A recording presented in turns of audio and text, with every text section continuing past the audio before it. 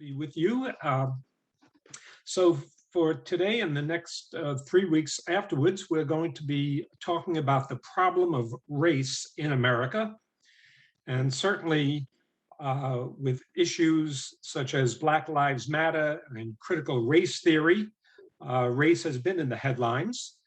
And it may come as no surprise that many students today have an abysmal ignorance of the underside of American history, the less than glorious episodes of the American past. Some states have mandated that their history curricula should minimize issues of racism, of imperialism, and social injustice. And so it's really not surprising that many Americans know really little or nothing about the role of race in the history of the United States. And when we talk about race, of course, we're going to be talking about issues that concern African Americans, but not just African Americans, because there was a time when Jews and the Irish were not considered white in America. So we're going to talk about the problem of race as it applies to various groups in the United States.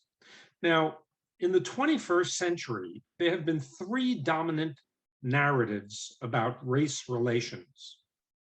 One narrative that was pushed by former President Trump, by Fox News, and by many on the political right maintain that institutionalized racism no longer exists in America today. A second narrative focuses on racial progress, reflecting on the election of Barack Obama. And this second narrative sees us moving forward towards a more racial harmony, or even, as some have said, we are entering a post-racial era. The third and more pessimistic narrative focuses on the deterioration of race relations over the last 4 decades, including growing hostility towards affirmative action and opposition to compensatory policies, with legislation supporting voter suppression, with police shootings of unarmed Blacks. Now, there is some truth that the election of a Black man as president does represent progress over the past decades, but it's equally undeniable that some racial problems remain intractable as ever. After the election of the first Black president, some people proclaimed that that represented the end of racism in America, that we are living in a post-racial society. Yet, since Obama's election in 2008, racial incidents and racial animosity has seemed to increase, with the spectacle of young, mostly male, unarmed people of color being killed by law enforcement. And so here's a chart showing how Blacks have been killed at a disproportionate number as compared to Hispanic or white Americans. So Blacks make up 13% of the overall American population, but 31% of all people killed by police. And more alarming, Blacks make up 39% of those killed by police while not attacking the police. There are racial incidents on college campuses, and the Charleston church shootings by a white supremacist that left 9 African Americans dead several years ago. And of course, the killing of George Floyd in May of 2020 and the rise of the Black Lives Movement all testify to growing racial problems in America. A poll taken by Monmouth University a month after the George Floyd killings reveals that 76% 76% of Americans polled say that racism is a big problem in the country. And that's up from 51% just 5 years earlier. But there's a considerable political divide when it comes to answering this question. And so when we ask that question of Republicans, just 40% think that racism is a problem, whereas 88% of Democrats think so. Now, the term race is a loaded word, in part because people use that term in very different ways, but they assume that they're all talking about the same thing. The word race only acquired its modern meaning in the field of physical anthropology starting from the middle of the 19th century. By the 20th century, anthropologists recognized only 3 real races: the Mongoloid, Negroid, and Caucasoid, or the yellow, black, and white races. Over the centuries, people have used the word race to subjugate various groups, or to deem them inferior, or to simply discriminate against them. The concept of race has been used to justify segregation, slavery, wars, and even genocide. Nazism made an argument for racial superiority based on a so-called biological basis. The violence of Nazi rule and the Holocaust transformed the whole discussion of race, so that today biologists and geneticists no longer believe in the very existence of races, at least on a physical basis. The fact is, the concept of race is really a social construction rather than a biological construction. Now, some people might disagree, pointing out physical differences between whites and blacks and Asians. But what racial category do you place Latinos in, or people from the Middle East? Biological data shows that the DNA of any 2 human beings, no matter what their color, is 99.9% identical. And that scientifically validates the existence of a single biological human race. And so race is really in the eyes of the beholder. It depends on who is looking and who is judging, but it has little to do with biology. For example, it might surprise you to know that in the 19th century America, the Irish and the Jews were not considered white.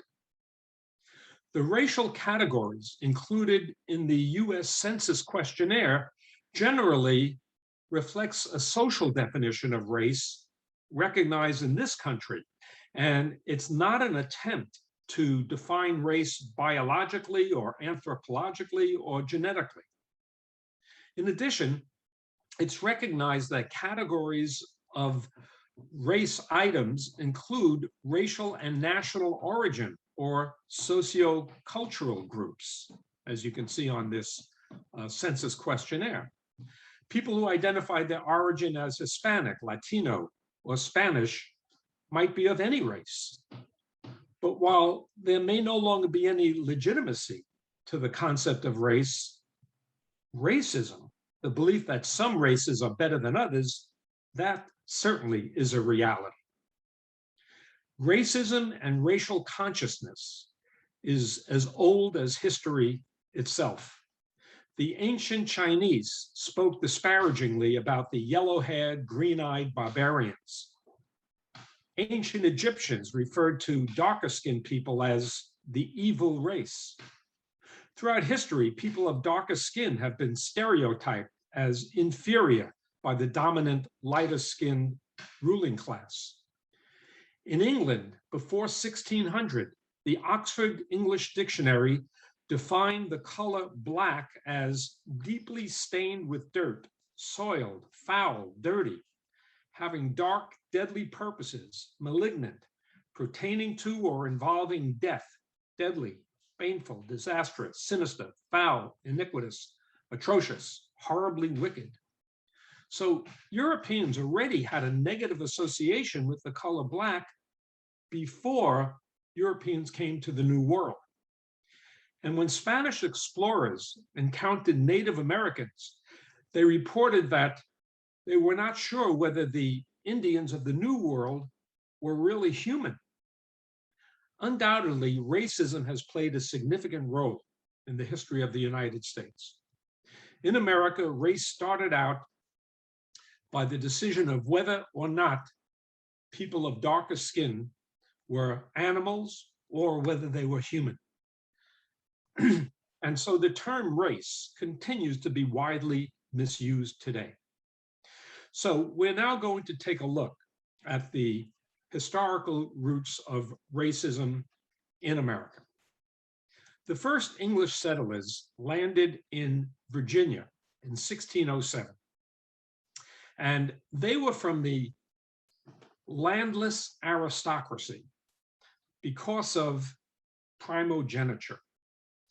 Primogeniture meant in England that the firstborn son inherited all the property and all the wealth of the father, which meant that sons who were not firstborn were without any economic prospects whatsoever.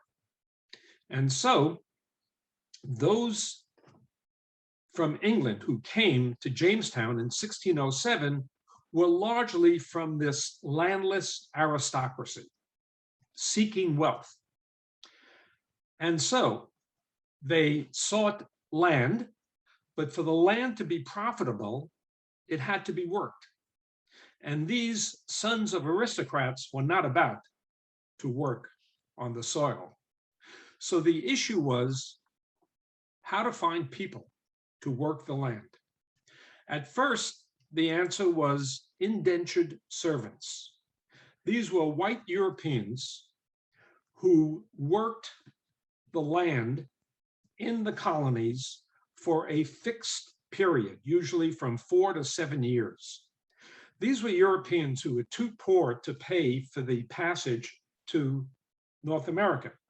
And so somebody would pay their passage, but once they got to North America, they had to work for that person for a term between 4 and 7 years. But the harsh working conditions killed many of these white workers. And so the landless aristocracy then tried to enslave Native Americans, but they were difficult to subjugate. And Native Americans were ravaged by European diseases, and they died too easily under slave conditions. In addition, Native American slaves frequently escaped because they had a better understanding of the land. And so before long, slaves from Africa became the solution to the labor problem in colonial America. And that introduced the Atlantic slave trade. And the Atlantic slave trade began in Africa, where slaves from Africa were sent to South America and to the North American colonies. In return, the North American colonies and the Caribbean colonies sent cotton, sugar, tobacco, molasses back to England. And England then sent manufactured goods to Africa in exchange for slaves. Now, typically, the African was captured in the interior, sometimes by other Africans, and then sold to white slave traders. The slave would then be branded with a hot iron to indicate which company had bought him or her. They would then be manacled and put on slave ships, crowded together below deck like corpses in a coffin. Only 18 inches allotted to each slave. During the Middle Passage, as it was called, that is the passage from Africa to North America, many slaves refused to eat, preferring to starve themselves to death rather than reach the New World in chains. The slavers flogged them to make them eat. They would apply hot coals to their lips, and they devised a mouth wrench to pry open their jaws. The Middle Passage took between 4 and 6 weeks. 1 in 7 slaves died en route. And when they died, their bodies were just thrown overboard. Some 700,000 enslaved Africans crossed the Atlantic by 1650, the majority of whom were sent to islands in the Caribbean or to Brazil. In the 18th century, European traders brought at least 6 million Africans to the Americas, and that represents the greatest forced migration in all history. The first African slaves to arrive in North America came in 1619, when a Dutch sailing ship brought 20 blacks to Jamestown, Virginia, to work on the production of tobacco. The Black experience in 17th century America was extremely complex. Some were permanently unfree. That is, they were enslaved for the rest of their lives. Others, however, were treated the same way that white indentured servants were treated. That is, they were freed after a certain number of years. They were allowed to own property. They were permitted to marry. And so they would ultimately be free after their term of service. In several cases, Black slaves who could prove that they had been baptized, they could successfully sue for their freedom. During the very first years of slavery in the 17th century, Blacks experienced a period of relative racial tolerance and flexibility. And that lasted until the middle of the 17th century. But beginning in the late 1660s, colonists in Maryland and Virginia began to impose new laws to deprive Blacks, both free and slave, of many rights and privileges. By 1661, slavery became legal in all 13 colonies. And as the slave population grew in size, racial lines grew increasingly rigid. Laws adopted in several colonies in the early 18th century confiscated property from slaves. These laws forbade masters from freeing their slaves. They permitted the masters to mutilate and dismember disobedient slaves. And some laws declared that slave status was inherited through the mother. And so any infant born of an enslaved mother was therefore considered a slave. And so now the law defined Africans as chattel property under the complete legal control of their masters. Now, slavery was not just confined to the South. There was slavery in all 13 colonies. So as you see by this map, the dark blue shows where more than 60% of the population was enslaved. And that is Georgia and South Carolina. In Virginia, between 20 and 40% of the population was enslaved. In North Carolina, somewhere between 10 and 20%. But there was, as you can see, slavery in northern colonies as well. In the North, most slaves were engaged in farming or in raising stock or as household servants for the urban elite. In the 18th century, as many as 20% of people living in New York were slaves. The city's slave market operated at the geographical birthplace of American capitalism. That is, there was a slave auction on what would become Wall Street. But in the long run, slavery proved unprofitable in the North, although it did persist up to the time of the American Revolution. Nevertheless, slavery did not officially end in New York until 1799 and in New Jersey until 1804. Now, at the dawn of the American Revolution, 20% of the population of the 13 colonies was of African descent. The first colonist to be killed in a series of events leading up to the American Revolution was a Black man. Crispus Attucks was shot by redcoats during the Boston Massacre of 1770. The American Revolution exposed the hypocrisy of the nation's commitment to liberty and its simultaneous commitment to slavery. Nevertheless, some 5,000 Blacks fought in the Continental Army against the British, although many Southerners opposed arming Blacks for fear that they might be used in slave uprisings. The British, on the other hand, promised slaves that if they fought on the British side, and if the British won, they would then be freed. But the British lost, even though some 800 slaves had joined the British forces. It's estimated that 14,000 Blacks fled to Canada by the end of the American Revolutionary War. Mostly they went to Nova Scotia.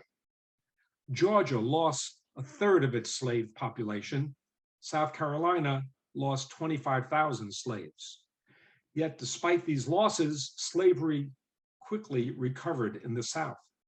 By 1810, South Carolina and Georgia had 3 times as many slaves as it had in 1770. A majority of the founding fathers were slave owners, including the author of the Declaration of Independence, Thomas Jefferson, the father of the Constitution, James Madison, and the commander of the Continental Army, George Washington. They were all slave owners. Such Northern heroes of the American Revolution, such as John Hancock and Benjamin Franklin, they bought, sold, and owned Black people. When Jefferson wrote the original draft of the Declaration of Independence, he included a statement that condemned slavery, but he was forced to remove it under objection from Southern delegates. But Thomas Jefferson, the author of All Men Are Created Equal, had some rather peculiar ideas about race. He called slavery a moral depravity and a hideous blot. He believed that slavery presented the greatest threat to the survival of the new American nation. Yet in 1776, in his book, Notes on the State of Virginia, he wrote that Blacks are inferior to the whites in the endowments both of body and mind. The fact that Blacks are inferior human beings, in Jefferson's view, didn't mean that it's right to enslave them, according to Jefferson.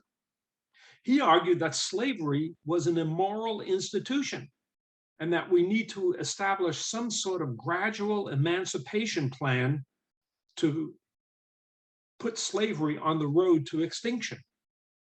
He said Black slaves are human and they possess within them a core of humanity which is violated when they are enslaved. Therefore, he said, slavery by any measure is a moral wrong and a statement against mankind. This from Thomas Jefferson, who owned more than 200 slaves. But he's saying that Blacks, even though inferior, should not be enslaved. Jefferson did not believe in race mixing. He felt that it would be a contamination of both races. But by initiating an affair with one of his slaves, Sally Hemings, in the late 1780s, his own behavior contradicted his statements about race mixing. So Jefferson did believe that slavery should end, but that blacks and whites, he said, could not live together because whites would never accept blacks as equal citizens. And so he thought there would be a race war in which blacks would most likely be killed. And so he favored colonization.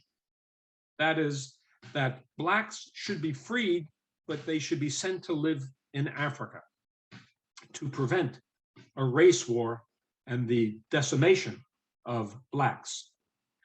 And so on racial matters, it can be said that Jefferson was pretty much a product of his time. Of all the founding fathers, George Washington was perhaps the most progressive on racial matters. He was a slave owner for virtually all of his life. There were 123 slaves on his Mount Vernon plantation by the time Washington died. But his will provided for freeing his slaves upon the death of his widow, Martha Washington. The issue of slavery was central at the Constitutional Convention. At the time of the Constitutional Convention in 1787, 20% of the American population consisted of slaves. 25 of the 55 delegates to the convention owned slaves, including all the delegates from Virginia and South Carolina. Other framers harbored moral qualms about slavery, some including Benjamin Franklin, who was a former slave owner, and Alexander Hamilton, who was born in a slave colony in the British West Indies.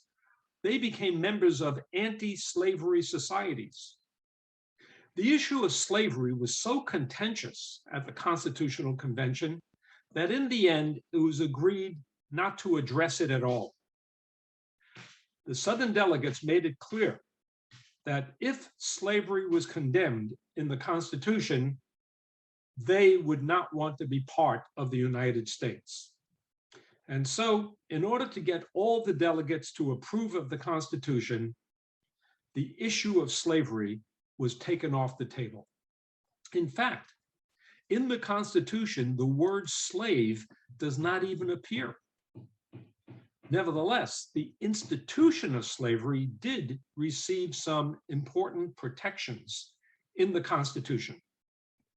The notorious 3-5 compromise meant that for every 5 slaves, they would count as 3 free people for the purposes of determining the representation of each state in Congress and for the purpose of taxation.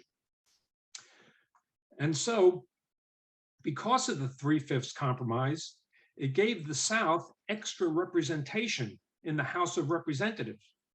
And because the South had extra representation in the House, that meant they would have extra votes in the Electoral College. And so it should come as no surprise that 7 of our first 8 presidents came from the South. The Constitution also prohibited Congress from outlawing the Atlantic slave trade for 20 years. Article 1, Section 9 says that the migration or importation, now they don't say slaves, they say such persons, as any of the states now existing shall think proper to admit, shall not be prohibited by Congress prior to the year 1808. So that's the euphemism that was used for slaves, such persons. And the Constitution included a fugitive slave clause that required the return of runaway slaves to their owners. Article 4, Section 2. No person held to service or labor, that's another euphemism for slaves, in one state, escaping into another, shall be discharged from service or labor, but shall be delivered upon claim of the party to whom such service or labor may be due. So these are guarantees in the Constitution for slavery to continue.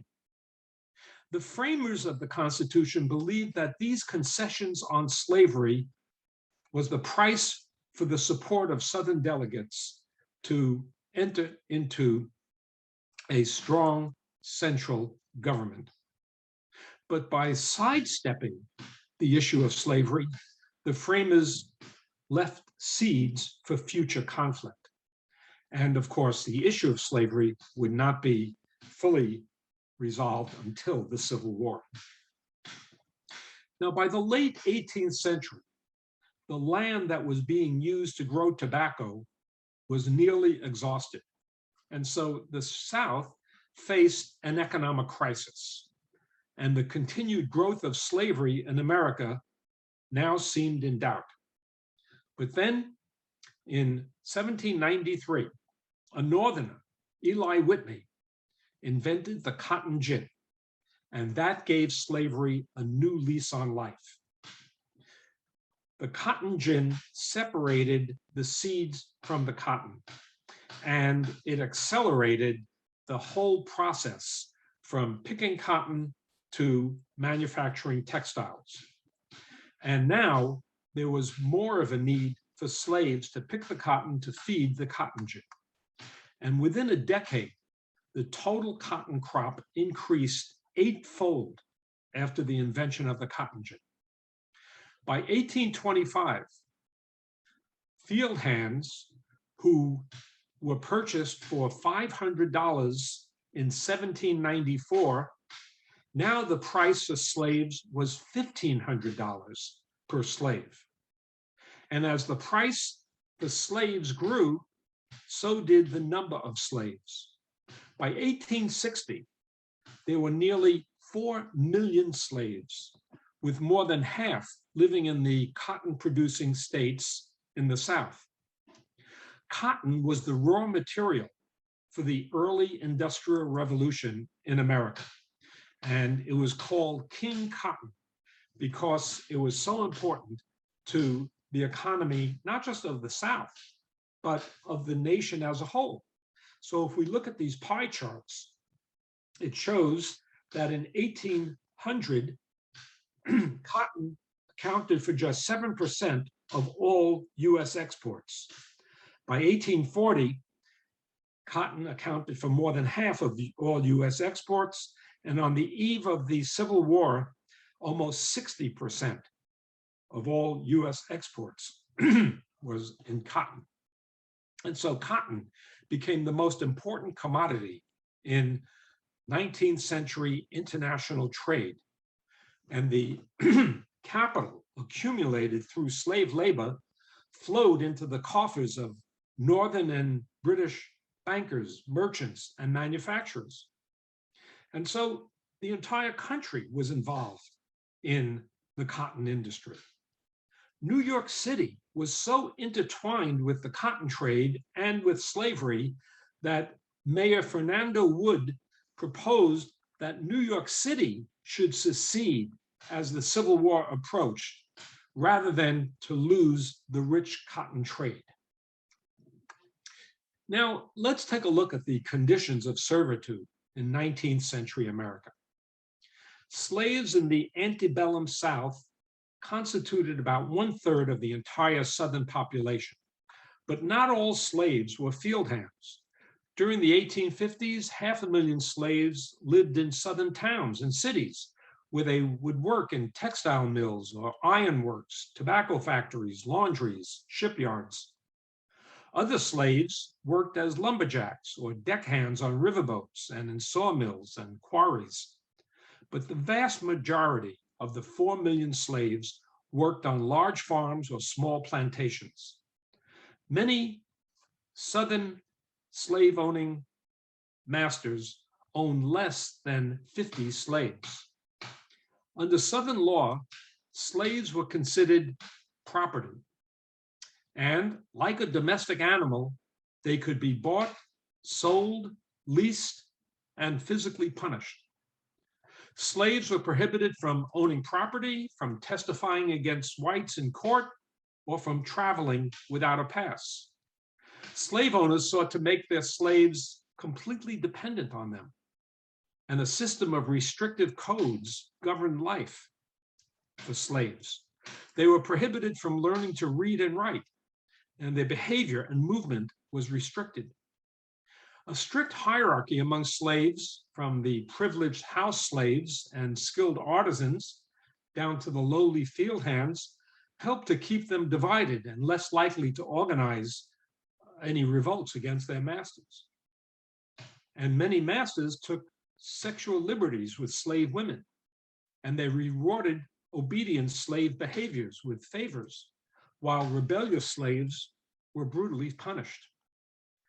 Apologists for slavery asserted that slaves were rarely whipped, that marriages were seldom broken by slave sales, and that most slaves were able to maintain stable family lives.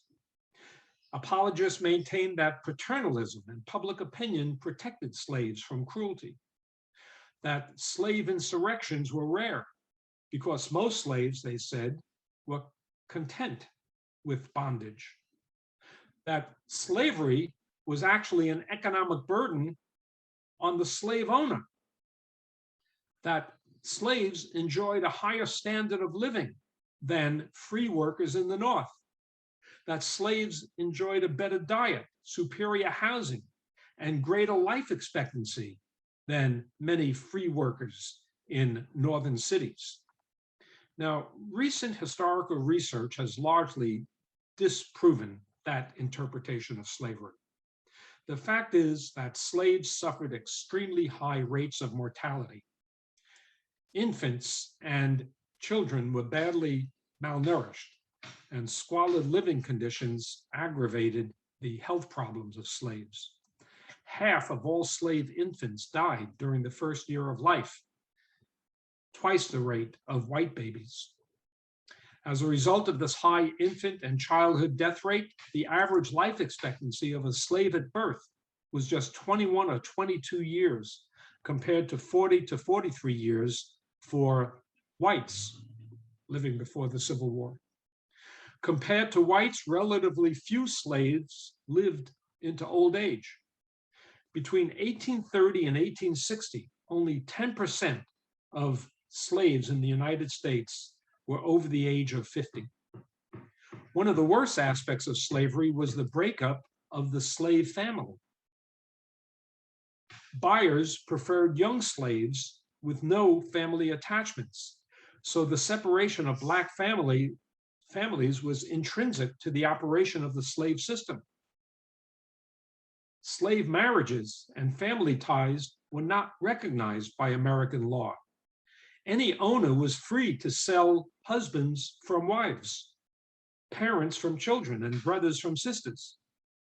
And so in many cases, slave spouses lived apart. Many large slaveholders had numerous plantations and frequently shifted slaves, splitting families in the process.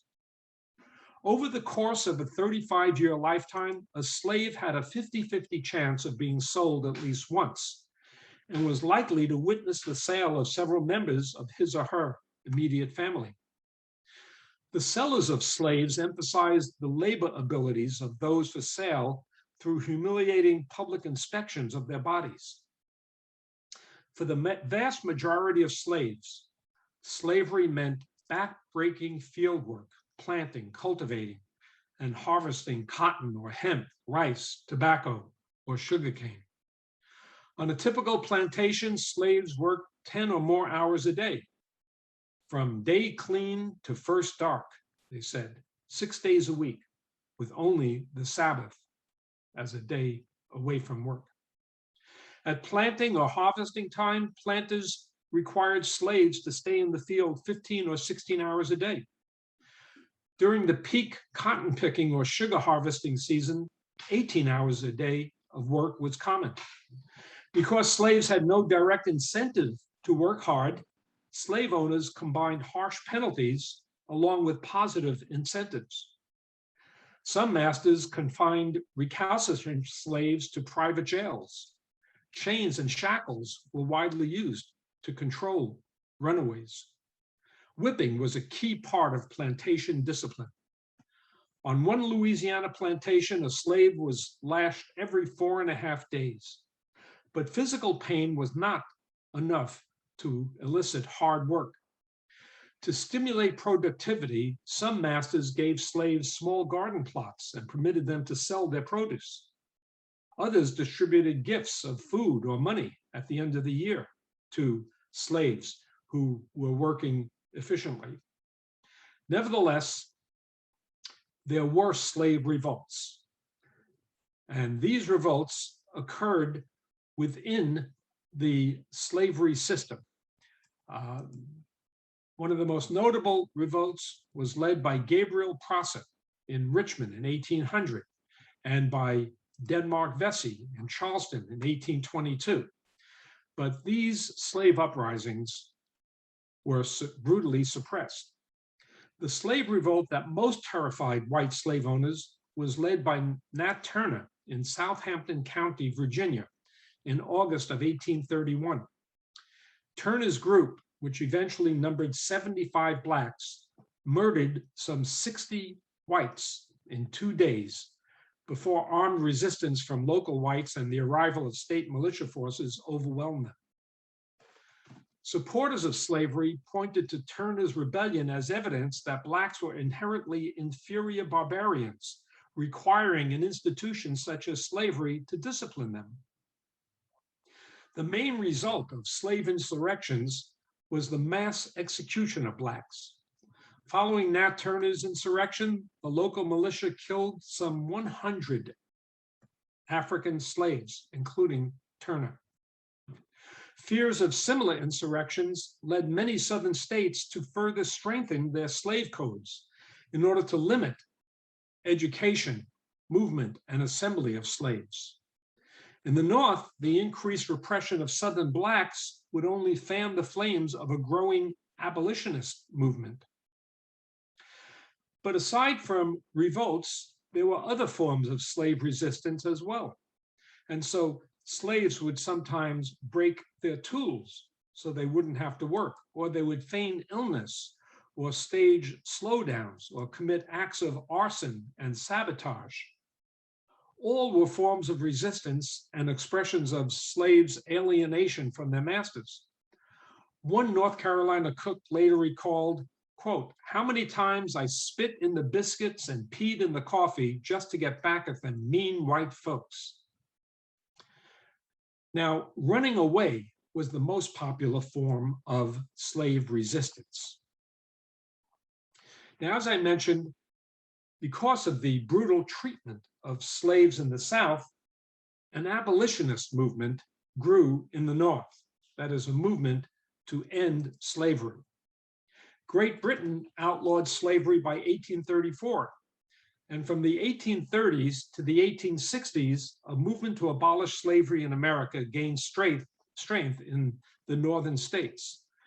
By 1860s, some 200 anti-slave societies had sprouted up in the North, and they had mounted a massive propaganda campaign against slavery. It was led by free blacks, such as Frederick Douglass, who was a former slave, and white supporters, such as William Lloyd Garrison, who is the founder of an abolitionist newspaper called The Liberator, and by writers such as Harriet Beecher Stowe, who published the best-selling anti-slave novel Uncle Tom's Cabin in 1852. Free blacks and other anti-slave Northerners began helping fugitive slaves escape from Southern plantations to the North by way of a loose network of safe houses. This practice was known as the Underground Railroad, a loose network of black and white individuals intent on actively helping slaves gain their freedom to evade recapture. Harriet Tubman was perhaps the most famous former slave aiding in the Underground Railroad. And runaways sometimes used ingenious methods to escape, such as Henry Box Brown, who had himself packed inside a box 3 feet long and shipped from Richmond to Philadelphia.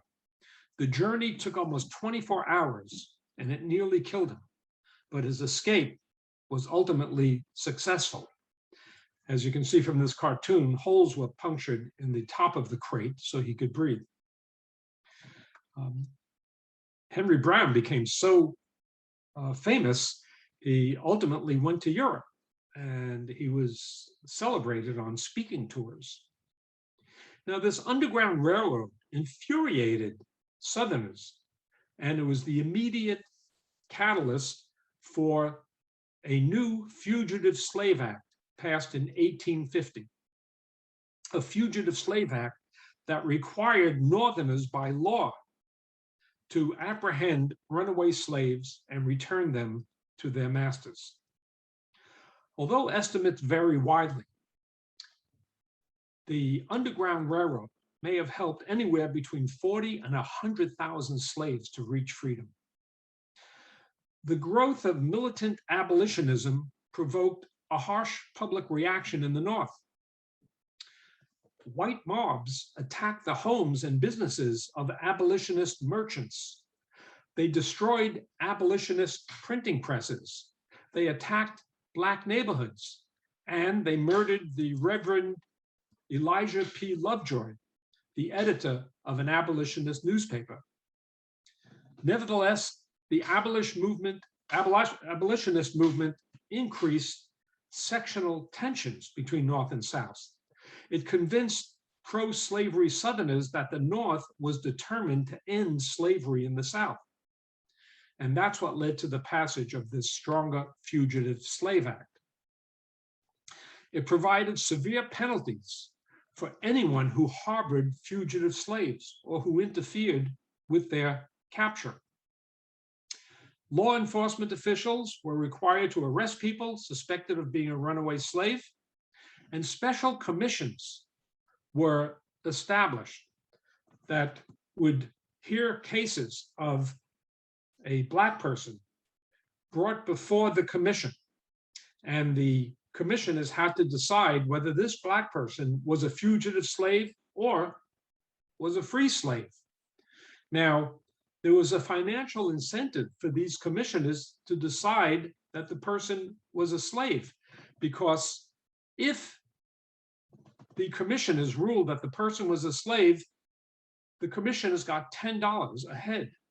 Whereas if they ruled that the person before him was not a slave, the commissioner only got $5 a head. Slave owners and hired slave catchers prowled the streets of northern cities before the Civil War, openly carrying whips and pistols and manacles in order to reclaim their property. They would enter Black churches during services looking for runaways. They broke into Black homes and carried people off without legal proceedings. And as a result, there was an epidemic of kidnappings of free Blacks, especially children, all over the Northeast. You may be familiar with the movie recently, 12 Years a Slave, of such a free Black being kidnapped and forced into slavery. Now, Northerners resented the provision that required them to help slave catchers. Many Northern whites felt the law was morally indefensible, and therefore they felt they didn't have to obey it. Some whites in the North set up vigilance committees that patrolled streets in order to rescue Blacks from slave catchers. It was one of the only times up to that point in American history that Blacks and whites worked together. Now, I mentioned Uncle Tom's Cabin, which was published in 1852, and it presented to most Northern whites their first view of slavery other than the view of slavery promoted by Southerners. For the first time, Northerners got the sense that slaves were not happy on the plantation. Now, while most white Northerners were still racist by today's standards, some began to question whether slavery was a blessing, as the Southern slave owners would maintain. And so when President-elect Abraham Lincoln met Harriet Beecher Stowe years later, he supposedly said to her, "So you are the little lady who started the Civil War." Now, while that was certainly an overstatement, it can be said that her novel served to further inflame feelings between the North and South. By the late 1850s, a growing number of Northerners were convinced that slavery posed an intolerable threat to free labor and to civil liberties. And so this was the situation by 1850. You had a solid block of slave states, you had a block of free states, and you had territories that in these territories, which were part of the Louisiana Purchase, slavery was illegal. That was an agreement that was made by the Compromise of 1820. But it was undecided as to whether there should be slavery in other territories out west. Now, by the 1850s, many people believed that an aggressive slave power intended to extend slavery into these Western territories. In 1850, the Dred Scott case came before the Supreme Court. Dred Scott was a slave in Missouri, and let's go back to that map so that we'll get a better idea.